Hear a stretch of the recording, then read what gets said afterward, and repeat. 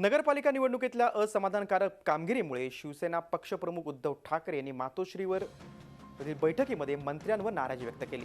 जिल्हा परिषद निवडणुकीत पक्षाच्या प्रचारासाठी जावंच लागेल असे सक्त आदेशच उद्धव ठाकरे यांनी मंत्र्यांना दिलेत। नुकत्याच झालेल्या नगरपालिका आणि नगरपंचायत निवडणुकीमध्ये राज्यात भाजप एक क्रमांकचा पक्ष असल्याचं सिद्ध झाले। काही दिवसांपूर्वी उद्धव ठाकरे यांनी स्थानिक स्वराज्य संस्थांच्या निवडणुकीत सत्तेत असून पक्षानं सत्तेचा वापर केला नाही अशी नाराजी जिल्हा प्रमुखांच्या बैठकीत व्यक्त केली होती।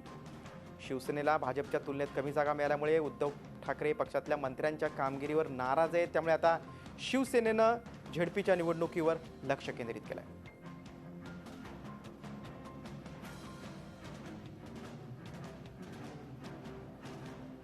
उद्याच्या जिल्हा परिषदेच्या निवडणुकीला प्रत्येक मंत्र्यांनी काही जिल्ह्यामध्ये जाऊन सभा घेतल्या पाहिजेत।